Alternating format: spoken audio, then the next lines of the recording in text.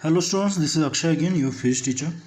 Last lecture आपण interference of लाईटबद्दल basic बघितलं की यंग्स डबल स्लिट एक्सपेरिमेंट आपल्याला कसा फ्रिंज पॅटर्न देते. ठीक आहे, शेवटीला जाता जाता मी थोडंसं रन थ्रू केलं होतं तुम्हाला, फ्रिंज विड्थ काय असते किंवा फेज डिफरन्स काय असतो. डोंट वरी, जर तुम्हाला एक्सपेरिमेंट कंप्लीट कळली असेल, बाबा त्याच्यामागचं लॉजिक समजलं असेल तर डोंट वरी. ठीक आहे, आपण त्याची एक छोटीशी रिव्हिजन घेऊ, म्हणजे ज्याच्यामुळं तुम्हाला अजून गोष्टी थोड्या म्हणजे डोक्यात फिट बसतील. तुम्हाला आठवत असेल की आपण अशा 2 स्लिट वापरलेल्या. आता इथं कशा आपण तयार केल्या होत्या वगैरे ते नंतर बघू. ठीक आहे, त्याच्या भरपूर मेथड्स आहे, पण अशा 2 स्लिट होते, त्यांच्यामधला जो डिस्टन्स आहे तो किती आहे, डी. ठीक आहे, आणि at a capital D distance there is a screen, आणि ह्या स्क्रीनवर आपल्याला फ्रिंज पॅटर्न सापडतो. बरोबर का? मग इथं जर बघितलं तर ह्या रेला इथं पोचायला आणि ह्या रेला इथं पोचायला हे दोघांना सेम डिस्टन्स कवर करायचा आहे.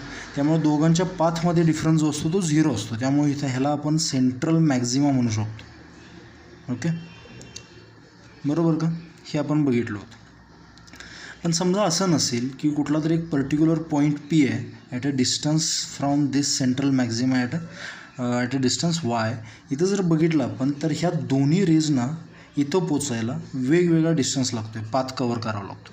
त्यामुळे इथं path difference will not be 0. That's why may be here a bright fringe may occur or dark fringe may be occur. Okay, दोन्हीपैकी काही असू शकतं. मग या दोघांच्यातला पाथ डिफरन्स कसा, तर जर समजा मी म्हटलं हा जो स्क्रीन आणि स्लिटमधला डिस्टन्स आहे डी, तो जर ह्या स्लिट सेपरेशनपेक्षा खूप जास्त असेल, ही कंडिशन खूप इम्पॉर्टंट लक्षात ठेवा. म्हणजे असं नाही की एवढ्यातच बसवलं आहे सगळं. हा डिस्टन्स खूप, म्हणजे हा जवळपास मीटर्समध्ये असतो आणि हा जो असतो हा MM-मध्ये असतो. त्यामुळे it is very much larger than this distance. ह्या वेळेला तुम्ही जे अँगल वगैरे मोजता हे अँगल एकदम कमी असतात, आणि मग तुम्ही म्हणू शकता sine theta is nearly equal to theta or tan theta is nearly equal to theta. ह्या गोष्टी लक्षात ठेवा. ओके, मग ह्या 2 पाथमधला जो डिस्टन्स आहे, मी जे आता बोल्ड केले ते यांना, तर त्यातला पाथ डिफरन्स आपण एवढा म्हणतो. बरोबर का? हा डेल्टा येते लक्षात, हा डेल्टा एवढासाच S1P आणि S2P मधला, कारण because this angle is very small, that's why. Okay, हा पाथ डिफरन्स. मग हा पाथ डिफरन्स जर बघितला, हा जर डिस्टन्स डी असेल, समजा आता हा ट्रायंगल जर मी व्यवस्थित बघितला, हा डिस्टन्स डी आहे, हा राईट अँगल ट्रायंगल आहे, हा अँगल थिटा आहे, कळतं आहे? तर हा जो पाथ डिफरन्स आपल्याला काढायचा आहे तो डी ह्या थिटाच्या समोरची बाजू आहे ना, ती अपोजिट, त्यामुळे इथं साईन कंपाऊंड येणार. त्यामुळे हे काय ना, डी साईन थिटा. पण ह्या कंडिशनमुळं हा थिटा खूप लहान होतो, त्यामुळे हे काय होतं, डी थिटा. ओके, हे path difference is D theta.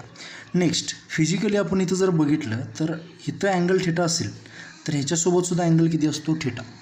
मग टॅन थिटा कसा लिहितो तुम्ही, this Y upon this D. बरोबर का? राईट अँगल ट्रायंगलसाठी this Y upon this D is equal to theta. बरोबर, ह्याच्यातसुद्धा हा डी आणि हा इथला पाथ डिफरन्स थिटा म्हटला, आणि इथंसुद्धा Y upon T is tan theta. So tan theta is equal to Y upon D. That's why I can approximate it as theta, that's why it is Y by D. Okay का? हे आणि हे कळतं आहे. मग इथं जर ह्या दोन्हींना कम्पेअर केलं तर मला पाथ डिफरन्स जो मिळतो तो वाय डी अपॉन डी मिळतो. लास्ट लेक्चरला आपण बघितलं होतं. हे तुम्हाला लक्षात ठेवायचं, कळतं आहे. ह्या कंडिशनमध्ये हे तुम्हाला फर्स्ट इम्पॉर्टंट, हे नोट डाऊन करू, कुठं तर मार्जिनमध्ये लिहून घ्या किंवा कुठेही लिहून घ्या. ओके, मग हा जर तुम्हाला ब्राईट फ्रिंज हवी असेल, if you need a bright fringe, this path difference must be integral multiple of lambda. Correct का? हे क्लिअर आहे? Integral multiple where n is equal to 0, 1, 2, 3 so on. जर तुम्हाला डार्क हवी असेल, डार्क, तर मी इथं घेतलं होतं this path difference is equal to 2n-1 into lambda by 2. कळतं? आणि एनची व्हॅल्यू आपण सुरू केली होती 1, 2, 3 पासून. Because if I put here or this delta is equal to 0, they cannot be a dark fringe because the central position is already occupied by this maxima. Okay. त्यामुळे डार्कसाठी तुम्ही जे एनच्या व्हॅल्यू सुरू करता त्या कुठून सुरू करता, 1पासून सुरू करता आणि ब्राईटसाठी 0पासून. कारण इथं 0 पुट केलं तर आपल्याला डेल्टा ऑब्वियसली 0 मिळणार आणि तिथं ऑलरेडी कुठली सेंट्रल मॅक्झिमा म्हणजे सेंट्रल ब्राईट फ्रिंज अवेलेबल आहे. ओके. तर तुम्हाला हा आणि हे फॉर्म्युला लक्षात ठेवायचे. जर समजा थिटा एवढा लार्जर नसेल तर तुम्ही म्हणू शकता delta is equal to D sine theta. हा पण एक फॉर्म्युला कुठंतरी लिहून ठेवा. म्हणजे थिटा जर तुम्हाला 30 डिग्री वगैरे असं काही सांगितलं असेल तर हा कुठंतरी आपल्याला फॉर्म्युला वापरता येईल. ओके. हे फक्त आपल्याला रिव्हिजन म्हणून हे जे फॉर्म्युले आहेत हे लक्षात राहू दे. ठीक आहे. आणि ह्याच्यावर आपण काय करू, नेक्स्ट एक्झाम्पल सॉल्व करू. ओके. अजून एक सेकंड, थर्ड, फोर्थ अजून एक जर आपल्याला कुठं वापरावा लागला, जो आपण वेव्ह मोशनपासून बघत आलो आहे की जो फेज डिफरन्स असतो त्याचा पाथ डिफरन्स, आता इथे डेल्टा लिहिलं आहे मी, डेल्टा एक्स सुद्धा म्हणू शकता तुम्ही. हा पाथ डिफरन्स. ठीक आहे. डेल्टा फाय म्हणजे फेज डिफरन्सचा पाथ डिफरन्ससोबत कसं रिलेशन असतं, तर 2π/λ. त्यामुळे सर समजा तुमच्याकडे काय असेल पाथ डिफरन्स, तर तुम्ही वेव्हलेंथ दिल्यानंतर तुम्ही हे फाइंड आउट करू शकता. किंवा समजा तुम्हाला पाथ डिफरन्स काढायचं असेल तर ह्या दोन्ही वापरून आपण पाथ डिफरन्स काढू शकता. ओके. सिम्पल आहे. फक्त मी तुम्हाला काय म्हणतो आहे की हे जे मी बॉक्स केलेत फॉर्म्युले हे फक्त कुठंतरी लिहून ठेवा पॉज करून, आणि हे इम्पॉर्टंट आहेत, लक्षात ठेवा. ओके. पुढचे जे एक्झाम्पल आपण सॉल्व करणार आहे त्याच्यामध्ये आपल्याला हे लागतील. Let's see some solved examples. हे एक्झाम्पल आपण टेक्स्टबुकमधून घेतलं आहे कारण ह्यावेळी बऱ्यापैकी बुक अपग्रेड झालं आहे आणि त्याच्यामध्ये म्हणजे NCERTशी कम्पेरेबल क्वेश्चन्स त्यांनी इन्क्लूड केलेले आहेत. त्यामुळे आपण कन्सेप्ट बिल्डिंगसाठी हे क्वेश्चन्स बघू शकतो. तर हा जो क्वेश्चन आहे तुम्ही पॉज करून एकदा वाचून घ्या, सोडवायचं राहू दे. ह्याच्यातून मी तुम्हाला फ्रिंज विड्थ जी कन्सेप्ट लास्ट लेक्चरला शेवटीला सांगितली होती ती अजून एकदा एक्सप्लेन करेन. Fringe width. ओके. कसं असतं कधी कधी थिअरीमधून सगळ्या कन्सेप्ट क्लिअर होत नाहीत, त्या कधी कधी एक्झाम्पल्समधून चांगल्या प्रकारे होतात. ओके. तर फ्रिंज विड्थ आपल्या बुकमध्ये जी दिली आहे ती W दिली आहे, पण बऱ्यापैकी तुम्हाला सापडेल नोट्समध्ये वगैरे सगळीकडं JEE नीटच्या तिथं बीटा लिहितात त्याला. ओके. आणि फ्रिंज विड्थ 2 प्रकारचे असतात. म्हणजे जर डिस्टन्समध्ये मोजणार असाल तर ती fringe width normal linear fringe width, आणि जर समजा तिला तुम्ही कुठल्या तर पॉईंटवरून अँगलमध्ये मोजणार असाल, कळत आहे, तिचा अप्पर पॉईंट लोअर पॉईंट, तर त्याला अँग्युलर फ्रिंज विड्थसुद्धा म्हणतात. तर हे आपण नंतर बघू एक्झाम्पल्समध्ये. आत्ता पुरतं ह्या एक्झाम्पलमधून आपल्याला काय शिकायचं आहे, फ्रिंज विड्थची कन्सेप्ट शिकायची. तर काय म्हणतो आहे बघा पहिला question. The plane wavefront of light, त्याची वेव्हलेंथ दिली आहे 5500 angstroms, is incident on 2 slits, म्हणजे YDSE ची कन्सेप्ट आहे. If the total separation of 10 bright fringes on a screen which is 2 meters away is 2 centimeter, म्हणजे 10 ब्राईट फ्रिंजेसमधला जो distance आहे तो किती आहे, 2 centimeter. Find the slit separation. हे बघू आपण, सोडवू. त्याच्या अगोदर आपल्याला विचारले काय ते बघू आपण. काय म्हणलं याने, थोडं वेळ लावतो मी या सोडवण्यासाठी, पण समजून घ्या. इथून प्लेन वेव्हफ्रंट आला आहे लाईटचा. ओके. तो इथे इन्सिडेंट झाला, त्यानंतर काय होईल, यांचे स्वतःचे वेव्हलेट तयार होतील आपली, आणि इथं कुठंतरी एक सेंट्रल मॅक्झिमा असेल आणि पॉईंट Pवर कुठंतरी ब्राईट फ्रिंज वगैरे आपण बघितलं आहे YDSEमध्ये. तर यांनी काय म्हटलं आहे, इथून जो प्लेन वेव्हफ्रंट येतो आहे ज्याची वेव्हलेंथ दिली आहे त्यांनी, मग ह्याच्यामुळं काहीतरी एक ते फ्रिंज पॅटर्न तयार होईल. तो फ्रिंज पॅटर्न कसा आहे बघून घ्या. ओके. ह्याच्यातून तुम्हाला हे कळून जाईल की फ्रिंज विड्थ काय असते. आता इथं सेंट्रलला, एक्झॅक्ट सेंट्रलला इथं सेंट्रल मॅक्झिमा असणार आहे, एवढं सेंट्रल मॅक्झिमा, म्हणजे ही ब्राईट फ्रिंज आहे, बरोबर का. ब्राईटला मी B लिहितो, डार्कला D लिहितो. त्यानंतर त्याच्या सरळ वर इथं डार्क फ्रिंज असणार, इथं डार्क फ्रिंज असणार. ओके. त्यानंतर परत एक ब्राईट असणार, बरोबर, इथं पण एक ब्राईट असणार, इथं परत एक डार्क सेम विड्थची. ओके. इथं पण एक डार्क, त्यानंतर एक ब्राईट, कळतं आहे का. तर फ्रिंज विड्थ काय असते, आता ॲक्च्युली ह्या ज्या बाउंड्रीज दिसत आहेत तुम्हाला, ह्या एवढ्या अशा क्लिअर कट नसतात, ह्या ब्लर असतात. कारण ह्यांची जी इंटेन्सिटी असते ती अशी व्हेरी करत असते, आपण बघणार आहे नंतर. हे काही एकदमच इंटेन्सिटी वाढते, एकदमच कमी होते असं नाही, अशी ग्रॅज्युअली. त्यामुळे ह्याच्यामध्ये सेपरेशन तुम्ही एक्झॅक्टली शोधू शकत नाही. त्यामुळे तुम्ही काय करू शकता, समजा ही ब्राईट फ्रिंज आहे, ओके, आणि ही ब्राईट फ्रिंज आहे. ह्यांच्यामधलं सेपरेशन म्हणजे तुम्ही काय म्हणू शकता, फ्रिंज विड्थ. इझी. किंवा समजा एक डार्क फ्रिंज आहे आणि ही डार्क फ्रिंज आहे, ह्यांच्यातलं एक सेपरेशन म्हणजे किती, एक फ्रिंज विड्थ. कळतं आहे, दोन्हीमध्ये सेमच असतं. मग समजा मी तुम्हाला सिम्पल क्वेश्चन विचारला, इथे एक ब्राईट फ्रिंज आहे अशी आणि इथे एक ब्राईट फ्रिंज आहे अशी, ह्यांच्यातला डिस्टन्स किती असेल असं तुम्हाला विचारलं, तर तुम्ही सिम्पली लॉजिक लावून काय म्हणाल, सर हे एक विड्थ, त्यानंतर ही एक विड्थ, त्यानंतर ही एक विड्थ आणि ही एक विड्थ, म्हणजे 4 times of the fringe width.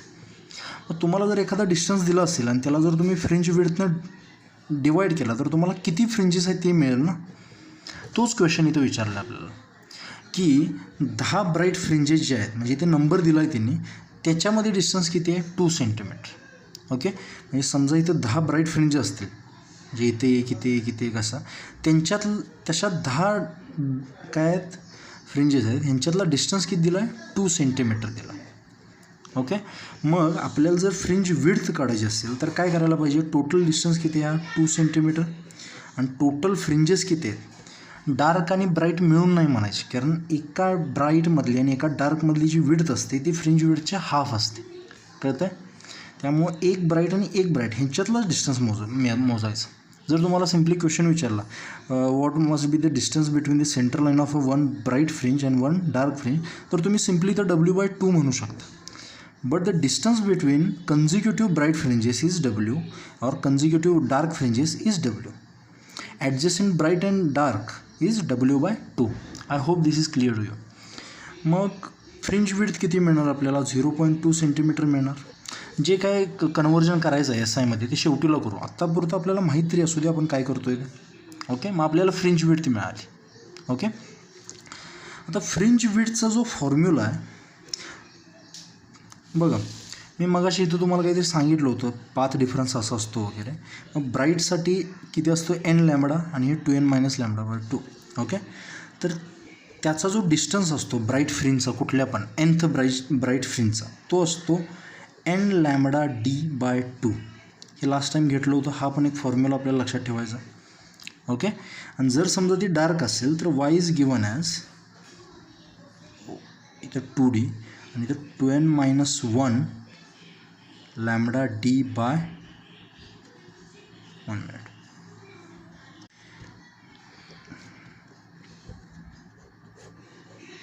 कळतं, हे फॉर्म्युले माहिती आहेत मला, हे प्रॅक्टिसनंतर होऊन जातात. मी ॲक्च्युली फॉर्म्युला लक्षात ठेवत नाही, लॉजिकनं सोडवण्याची सवय आहे, तुम्हाला पण तशीच लागावी, पण कधी कधी आपल्याला फॉर्म्युले सोपे पडतात. ओके, तर n λD/D आणि हे 2n - 1 λD/D. ओके, तर मग इथं जर मी बघितलं, एखादी ब्राईट फ्रिंज घेऊ आपण आणि ही एक ब्राईट फ्रिंज घेऊ, ही जर nth ब्राईट फ्रिंज असेल तर ही कुठली असणार, n+1th ब्राईट फ्रिंज असणार. तर ह्या दोघातला डिस्टन्स, मग इथं जर तुम्ही n पुट केला एकदा आणि n+1 पुट केला आणि ह्याला जर काय केलं, ह्या दोघांना जर सबट्रॅक्ट केला तर जी फ्रिंज विड्थ मिळते ती मिळते λD/D. ठीक आहे, दिस इज दी नेक्स्ट, म्हणजे डार्कमधली असू दे किंवा ब्राईटमधली असू दे. हा तुम्हाला एक फॉर्म्युला लक्षात ठेवायचा, 6th फॉर्म्युला. हे फॉर्म्युला शेवटपर्यंत लक्षात राहतील, डोंट वरी. ओके, मग आपल्याला फ्रिंज विड्थ मिळाली. ओके, लॅम्बडा पण दिलेला आहे त्यांनी, डी ह्यांच्या दोघांतलं डिस्टन्स दिलेलं आहे त्यांनी, किती दिलं आहे, 2 मीटर दिलं आहे. स्लिट आणि स्क्रीनमधला distance, on a screen 2 metres away from the slits. मग आपल्याला काय विचारलं आहे, सेपरेशन बिटवीन दी स्लिट्स, म्हणजे काय विचारलं आहे, डी विचारलं. मग सिम्पली तुम्ही इथं सोडवू शकता, इथं 0.2 सेंटीमीटरला मीटर करा, 10⁻² इज इक्वल टू लॅम्बडा किती दिला, 500 इंटू 10⁻10 अँगस्ट्रॉमला हे करताना 10⁻10 नाही करतो, बरोबर, इंटू डी किती दिला आहे, 2 मीटर, त्याला काही कन्वर्ट करायची गरज नाही, दिस इज डी. ओके, पॉज करून ह्याला सोडवा. मी आता हे मॅथमॅटिकल कॅल्क्युलेशन तुम्हाला सांगत बसत नाही. आय गेस ह्याचं जे आन्सर आहे ती 0.55 mm आहेत. ओके, एकदम कमी. मी म्हटलेलं ना तुम्हाला, हे मध्ये मेजर करतो आणि जो डी डिस्टन्स असतो तो मीटरमध्ये. That's why D is very much larger than this. ही जर अशी कंडिशन असेल तर त्यावेळेस हे सगळं होल्ड करत. Okay, so I hope fringe width तुम्हाला क्लिअर झाली असेल. अजून जर तुम्हाला डोक्यात टेन्शन असेल की 2 ब्राईट फ्रिंजमधला डिस्टन्स, तर आपण एक n+1th फ्रिंज घेऊ मायनस एक nth फ्रिंज घेऊ. ओके, तर हे n+1 आणि n हे ह्याच्यातून गेलं तर n निघून जातं, आत काय राहतं 1, त्यामुळे लॅम्बडा d/d फक्त राहतं. म्हणून याला आपण काय म्हणतो, fringe width is lambda d/d. Okay, याला खूप वेळ घेतला आहे प्रॉब्लेमला, पण लक्षात ठेवा, सोडवायचं तुम्ही 2 मिनटं सोडवू शकता याला, पण लॉजिक ह्याच्यामागचं लक्षात असू द्या. ओके, पुढचा जो क्वेश्चन आहे तो थोडंसं तिची स्टेटमेंट मोठी आहे त्यामुळे मी लिहिली नाही, पण तुम्हाला मी वाचून दाखवतो. ओके, त्यामुळे तुम्ही लिहू शकता किंवा अंडरस्टँड करू शकता. In a Young's double slit experiment, the difference in optical path lengths between rays starting from two slits S1 and S2 and reaching a point A on the screen is 0.075 mm. Okay, मला माहिती आहे तुम्हाला एवढं visualise नाही झालेलं. Optical path वगैरे काय असतं ते नंतर बघू आपण, पण सिम्पली यांनी काय म्हटलं आहे, 2 स्लिट आहे तिथं आणि स्क्रीन याच्यातलं डिस्टन्स कॅपिटल D आहे, ह्यांच्यातलं डिस्टन्स पण काय आपण मानू शकतो D आहे काहीतरी स्मॉल d. ओके, तर इथं कुठंतरी पॉईंट A आहे असं म्हटलं आहे, वर असेल खाली असेल माहीत नाही आपल्याला, आता आपण वर घेऊ. तर इथून A पर्यंतचा डिस्टन्स, ओके, हा काहीतरी मोठा आहे, हा लहान आहे, ह्या दोघांच्यातला जो पाथ डिफरन्स आहे तो किती दिला आहे, 0.075 mm दिला. ओके, ह्या केसमधला. Okay, and reaching another point B on the screen on the other side of the central fringe. म्हणजे इथं जर एक समजा काहीतरी एक B पॉईंट असेल अदर, आता हा सेंट्रल फ्रिंज आहे की नाही, सेंट्रल ब्राईट फ्रिंज, तर A ह्या बाजूला असेल तर B खालच्या बाजूला आहे कुठेतरी. मग इथंपर्यंत समजा 2 रेज आले तर ह्यांच्यातसुद्धा काहीतरी पाथ डिफरन्स आहे, तो किती आहे, 0.0015 mm. समजलं question. How many bright and dark fringes are observed between A and B if the wavelength of light used is 6000 angstrom. आता जे सोपं वाटतं ते पहिलं लिहून घेऊ आपण, 6000 अँगस्ट्रॉम्स. ओके, मग ह्याने काय म्हटलं आहे, सिम्पल, एकदम सिम्पल क्वेश्चन विचारला की A आणि B पॉईंटमध्ये दोघांच्यामध्ये किती ब्राईट फ्रिंजेस आहेत आणि किती डार्क फ्रिंजेस आहेत. ओके, एवढंच विचारलं. मग मी काय करतो, आपण आता जनरली वाय डिस्टन्स जो असतो व्हर्टिकली जो मेजर करतो तो मी 0 A पर्यंत मोजताना ह्या डिस्टन्सला मी काय म्हणतो, YA म्हणतो. ठीक आहे, आणि 0 B पर्यंत मोजताना ह्याला काय म्हणणार मी, YB. करेक्ट आहे, बेसिक. तुम्हाला क्वेश्चन समजलं का बा, म्हणजे 2 कंडिशन दिले. समजा पहिल्यांदा एक लाईट पाठवली मी 6000 अँगस्ट्रॉमची मोनोक्रोमॅटिक लाईट, सिंगल वेवलेंथ पाहिजे, तर इथून इथं पोचण्यासाठी A पॉईंटसाठी पाथ डिफरन्स किती आहे, तर एवढा आहे.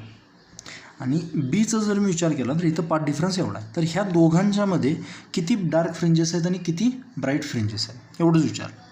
मग आपल्याला पाथ डिफरन्स दिला आहे ना, मग पाथ डिफरन्स आपण फॉर्म्युला यूज करू, YT/D. कळतं आहे, हा पण फॉर्म्युला कशाचा, पाथ डिफरन्सचा. वाय म्हणजे काय, सेंट्रल फ्रिंजपासून त्या पॉईंटपर्यंत मोजलेला डिस्टन्स, व्हर्टिकल, वर असू दे किंवा खाली असू दे, मायनस प्लसचा काही संबंध नाही, कारण सिमेट्रिक बनत जातो ना पॅटर्न आपला. D/D. करेक्ट आहे. मग समजा जर मी पॉईंट Aसाठी विचार केला, तर पाथ डिफरन्स किती दिला आहे, 0.0075 × 10⁻³ मीटर्स, कारण हे MM मध्ये दिलं आहे, त्याला मीटर्स केला, इज इक्वल टू डिस्टन्स किती आहे, YA डिस्टन्स आहे, इंटू D/D. बरोबर का. मग आपण YA कसं लिहू शकतो बरं, 1 2 3 पॉईंट इकडे घेतो म्हणजे 10⁻⁶ बनेल. 7.5 × 10⁻⁶, हे D/D उलटं होऊन जाईल तिकडं, D/D. This is equation number 1. Okay, हे तर काय डाऊट कुणाला नाही. YBचा जर विचार केला मी ह्या पॉईंटचा, तर इथं मला परत असं सोडवण्याची काही गरज नाही, मला डायरेक्ट 1.5 × 10⁻⁶ D/D लिहू शकतो, कारण एकाच एक्सपेरिमेंटल सेटअपमध्ये बघतोय, त्यामुळे ह्या व्हॅल्यूज दोन्हीकडे सेम असणार. ओके, आता YA असा दिला आहे, YB असा दिला आहे. ओके, त्यानंतर आपल्याला ह्यात व्हॅल्यूज दिलेत काय, Dच्या आणि Dच्या, ओके नाही दिलेले. मग आपल्याला ह्याच्यामध्ये किती फ्रिंजेस येतात ब्राईट असतील किंवा डार्क असतील, किती येतात हे शोधायचं असेल तर काय करायला पाहिजे, आपल्याला हा टोटल डिस्टन्स माहीत पाहिजे आणि ह्याला आपण फ्रिंज विड्थनं डिवाईड करणार, मग आपल्याला नंबर ऑफ फ्रिंजेस मिळतील ना इथं. मग हा जो टोटल डिस्टन्स आहे तर अपोजिट साईडला म्हणजे दोघांचे सबट्रॅक्शन नाही होणार, Y A plus Y B म्हणजे हा टोटल डिस्टन्स होणार. So the total distance is Y A plus Y B, that is what 7.5 आणि 1.5ची ॲडिशन केली तर 9 होते, बाकीचं सगळं same 10⁻⁻6 d/d. This is equation number 3. Okay, इथं काय डाऊट? गुड. मग नाव फ्रिंज विड्थचा विचार केला मी, समजतं का तुम्हाला? हे बघा, मी पुन्हा तुम्हाला सांगतो.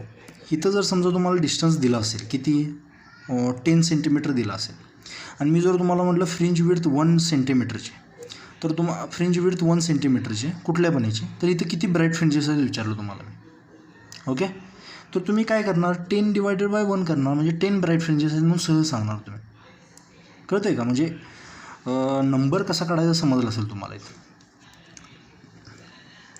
फ्रिंज विड्थ जी आहे, फ्रिंज विड्थ कशी काढतो आपण? Fringe width is given as λd/d, बरोबर. आणि लॅम्बडा किती दिला आहे आपल्याला? 6000 अँगस्ट्रॉम, 6000 × 10⁻10 आणि d/d. This is equation number 4. Me equation भरमसाठ घेतो. ओके, मग जर समजा मला नंबर ऑफ फ्रिंजेस काढायचे असतील, नंबर ऑफ कुठल्या फ्रिंजेस काढतो? Okay, total number of fringes जर मला काढायचे असतील, टोटल नंबर ऑफ फ्रिंजेस, तर कशा काढणार मी? ह्या टोटल डिस्टन्सला डब्ल्यूनं डिवाईड करणार, Y A plus Y B divided by W.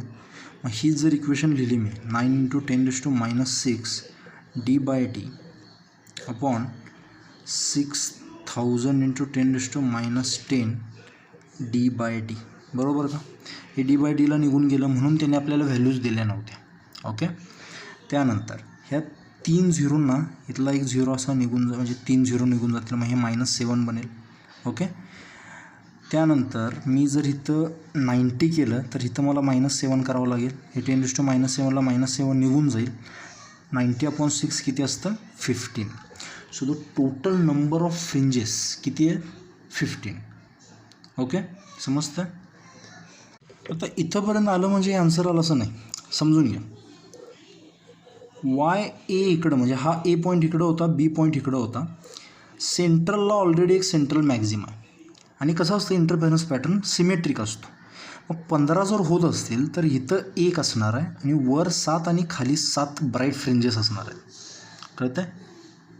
समजलं का? म्हणजे इथे एक डार्क असणार, इथे एक ब्राईट, असं करत वर किती असणार? 7 आणि खाली किती असणार? 7 आणि मध्ये एक डार्क. त्यामुळे 7 आणि 7 14 आणि किती झाली? 15 झाली. So number of bright fringes किती आलं? 15. If I talk about number of dark fringes, थोडंसं लॉजिक लावून सांगा मला. सेंट्रल मॅक्झिमाच्या हे आता विसरून जा. वर आणि खाली जर सिमेट्रिक असेल तर डार्क फ्रिंजेस ह्या इक्वल असायला पाहिजेत, वर जेवढे तेवढ्या. आता सेंट्रल मॅक्झिमाला 2 मिनटं मी विसरलो आणि वर जर 7 ब्राईट फ्रिंजेस असतील म्हटलं तर त्याच्यामध्ये 7 डायरेक्ट फ्रिंजेस पण आले असतील ना. येते लक्षात? 7 किती डार्क फ्रिंजेस पण आले असतील. मग इथं 7 आणि खालच्या 7 ह्या मिळून किती झाल्या? 14. नेहमी लक्षात ठेवायचं, जर असं अपोजिट साईडचे दिले असतील तर ह्याच्यापेक्षा ही एक जास्त असणारच आहे, +1. ही +1 कुठून आली? ह्या सेंट्रल मॅक्झिमाची. ओके, हे प्रॅक्टिसनं येऊन जाईल. तुम्हाला फक्त क्वेश्चन समजलं असला तरी पुरेसं आहे.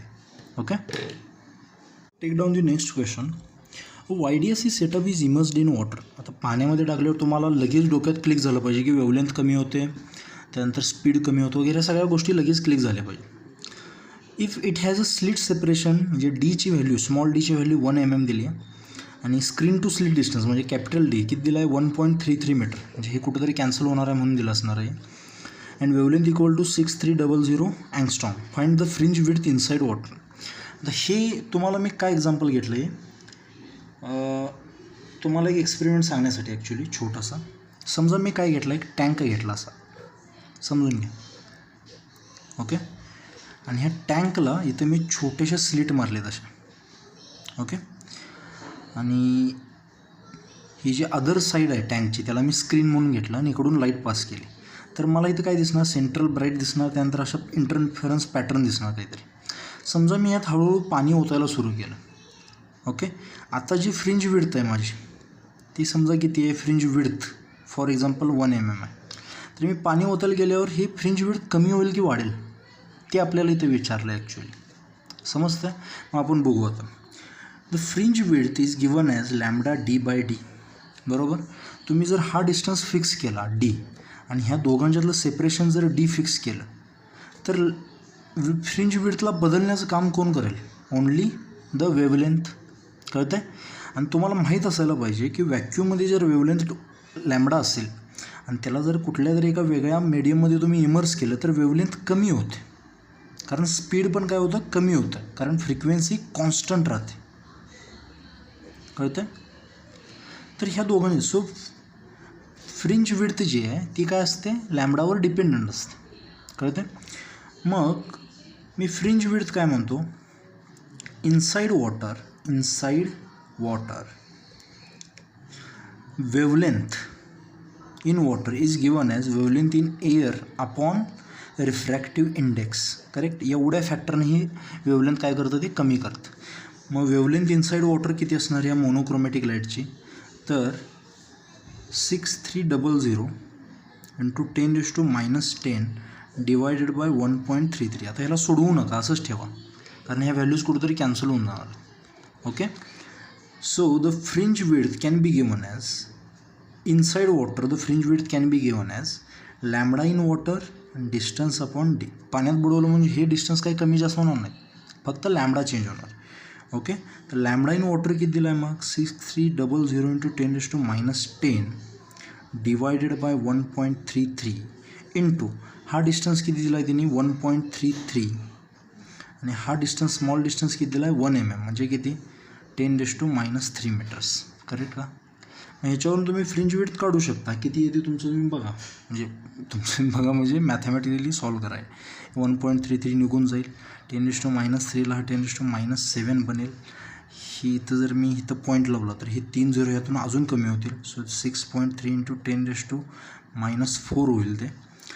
ह्यालाच मी अजून काय करतो, काय करू शकतो याला आपण अजून एक पॉईंट आत घेतो, म्हणजे 0.63 इंटू 10⁻3.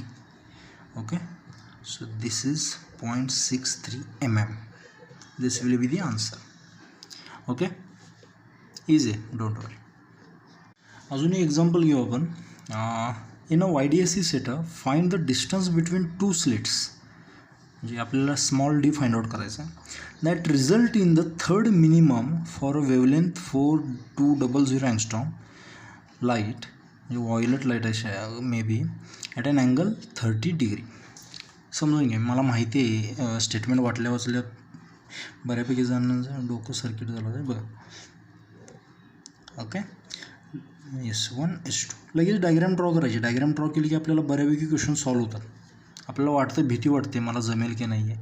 बऱ्यापैकी मुलांना क्वेश्चन ह्यामुळं जमत नाही की ती क्वेश्चन वाचून त्यांना भीती वाटायला लागते. ॲक्च्युली खूप सोपं असतो तो. ओके.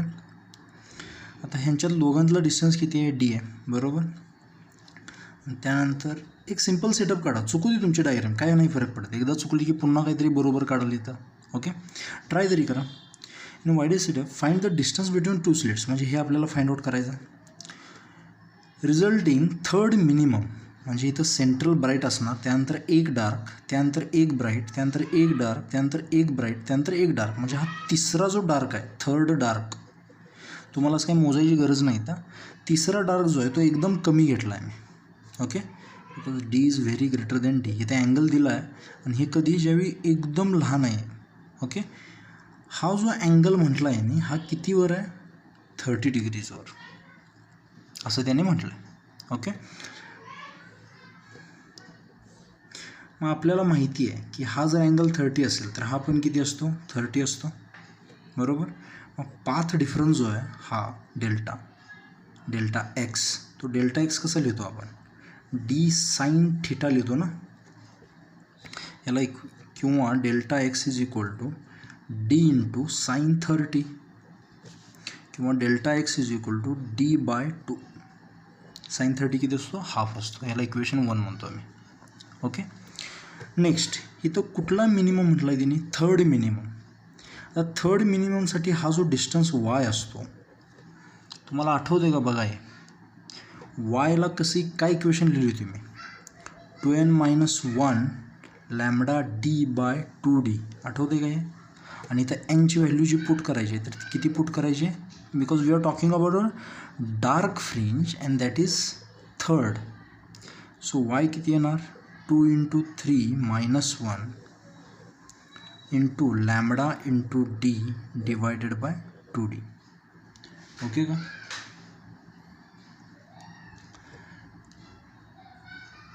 किंवा समजा आपल्याला वाय जरी नको असला, okay,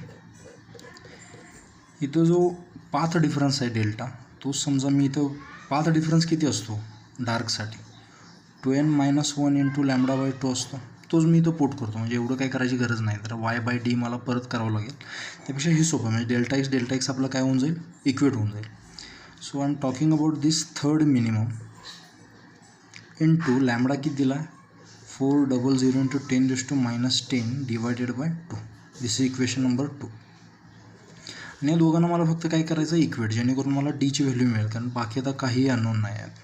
okay, so D by 2 is equal to, म्हणजे किती, 5 इंटू 4,200 इंटू 10⁻10 डिवायडेड बाय 2. ह्या 2ला 2 निघून जाईल.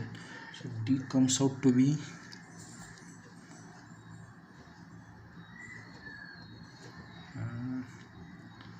हे हाफ केलं तर तुम्ही याचं 2.1 इंटू 10⁻6 मीटर होऊन जाईल. ओके, खूप कमी आहे. ओके, अशा प्रकारे सोडू शकतात. बघा, ह्यानं जर सोडवायचं असतं तरी आपल्याला आलं असतं, Y is equal to something आलं असतं. ओके, मग त्यातलं मी वाय अपॉन डी ह्याला मी थिटा म्हटलं असतं, टॅन थिटा वगैरे. पण त्यापेक्षा काय आहे, ही थोडी सोपी पद्धत आहे, हे 2 मेथड, त्यामुळे हे थोडं विसरून जा, नंतर कत्र बघू आपण. ओके, सगळ्या मेथडनं सॉल्व्ह होतं. इझी मेथड ही आहे, कारण इथं पाथ डिफरन्सबद्दल आपण बोलतो, त्यामुळे इथं सुद्धा पाथ डिफरन्सबद्दल बोलूया. ओके.